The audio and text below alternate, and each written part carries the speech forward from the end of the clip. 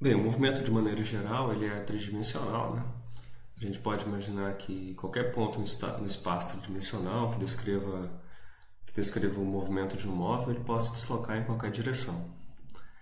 Mas para simplificar o estudo, a gente costuma começar por um tipo de movimento mais simples, que são os movimentos, que é o movimento unidimensional. Bem, esse movimento é aquele em que a orientação do movimento ela não vai se alterar. Então, existe uma reta de suporte sobre a qual o movimento vai acontecer. Então, todos os pontos ocupados pelo móvel que você está descrevendo o movimento, eles vão estar sobre essa reta, tá? Entre um tempo e outro, entre dois instantes diferentes, ele vai ocupar eventualmente pontos diferentes, mas esses pontos estarão sempre sobre a mesma reta, tá? É uma esse problema é um problema vetorial, né? A posição continua sendo um vetor, mas ele pode ser simplificado. A gente não precisa utilizar todo o formalismo de vetor, que você precisa definir módulo, direção e sentido para descrever o movimento em cima dessa reta, até porque a gente pode descrever todas as posições simplesmente com números reais.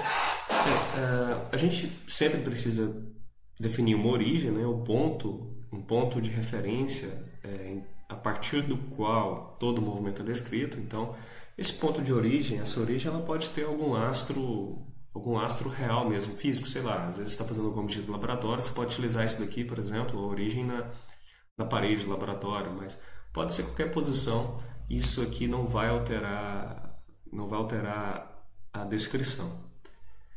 Você define a origem e precisa definir dois sentidos, né? Um sentido que a gente atribui valor positivo e um sentido negativo, de maneira que a gente pode escrever as posições sempre por números reais.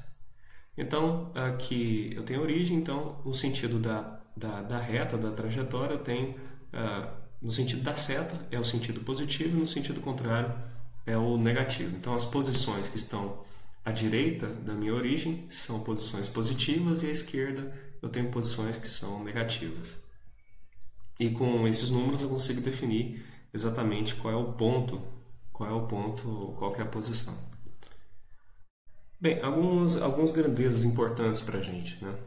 A gente vai trabalhar muito com variações, tá? As variações, elas são usualmente representadas com a letra delta. Esse aqui é um delta maiúsculo, esse triângulo, certo? Então, se eu estou querendo saber qual que é a variação de uma grandeza x, vai ser delta x, tá?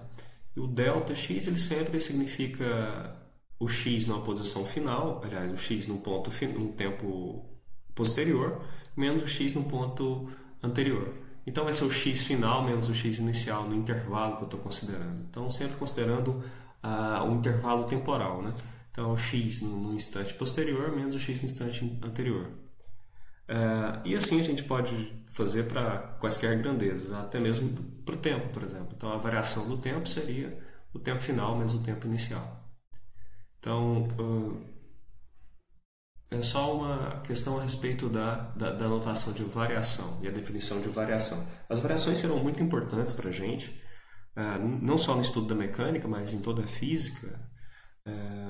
Muitas das vezes a gente se preocupa no estudo de saber como que determinadas grandezas variam à medida que o tempo passa. Então, pode ser a posição, pode ser a energia, pode ser o momento, pode ser a carga elétrica, corrente elétrica, enfim. Em todas as áreas a gente utiliza muito a variação para descrever um movimento, para descrever o que acontece com o sistema.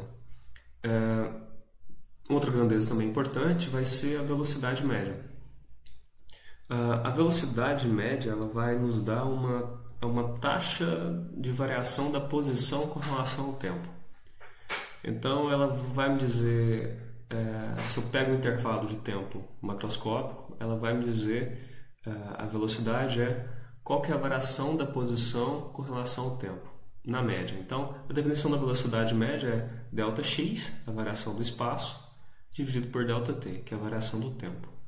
Tá, então, tal como é definido, então, a unidade da velocidade tem que ser uma unidade de comprimento dividido por unidade de tempo. No sistema internacional de unidades, a unidade de velocidade então vai ser metros por segundo. Metro por segundo. Então, um corpo que se desloca a 1 metro por segundo, a interpretação que se dá é que a cada segundo ele vai deslocar 1 metro. Então, se o tempo passar, se passarem 2 segundos, ele vai se deslocar 2 metros. A ideia é essa. Mas aqui é bom ressaltar que essa é a velocidade média, né? Então, isso aqui é um valor médio, não é o valor real da velocidade. Ela me diz que se o corpo se deslocasse com a velocidade constante durante esse intervalo, seria essa a velocidade. A gente pode ver isso aqui nesse gráfico. Então, esse aqui é um gráfico da posição em função do tempo. Então, olha só, essa curva laranja me descreve a posição à medida que o tempo passa. Acontece que ela não...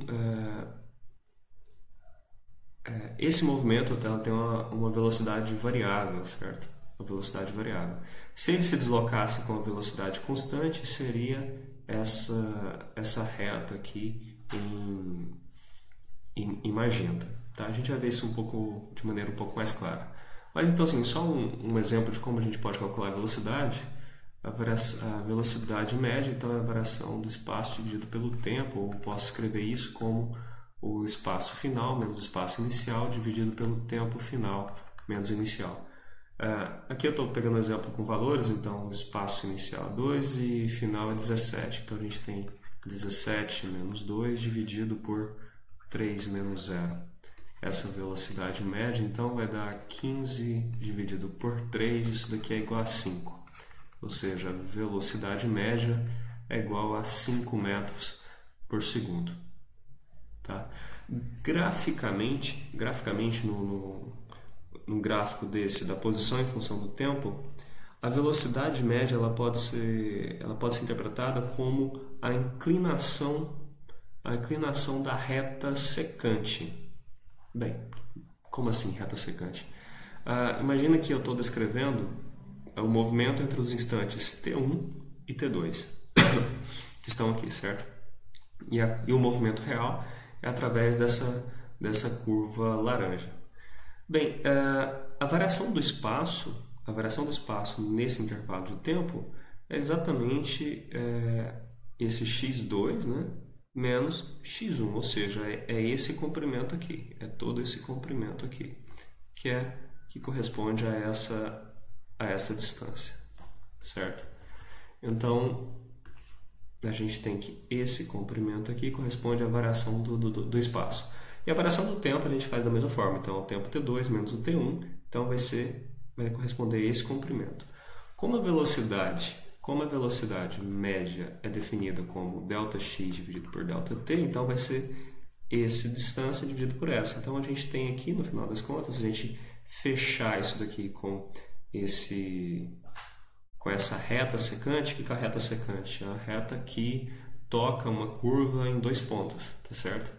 Essa reta secante daqui a gente fecha um triângulo retângulo, de maneira que a gente tem esses 2 catetos e que esse ângulo aqui, esse ângulo θ, ele tem uma tangente que é exatamente igual ao cateto oposto dividido pelo cateto adjacente, ou seja, a tangente vai ser exatamente igual à variação do espaço dividido pela variação do tempo.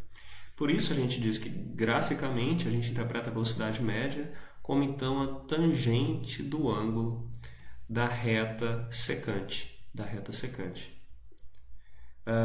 E como a gente conhece a função tangente, né, a gente sabe que a função tangente ela é positiva entre 0 e π sobre 2 e ela é negativa entre menos π sobre 2 e 0.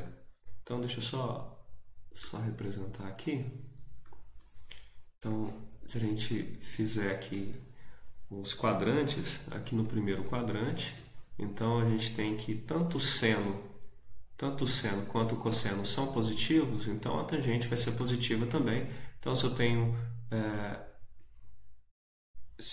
um ângulo que está aqui, ó, eu tenho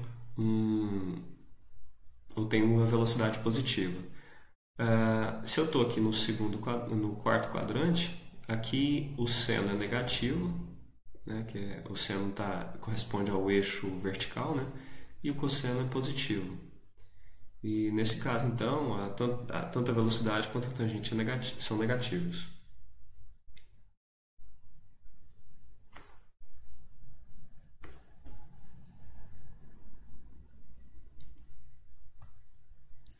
Para a velocidade, como a gente está falando de variação do tempo, né, só faz sentido a gente falar desses dois quadrantes.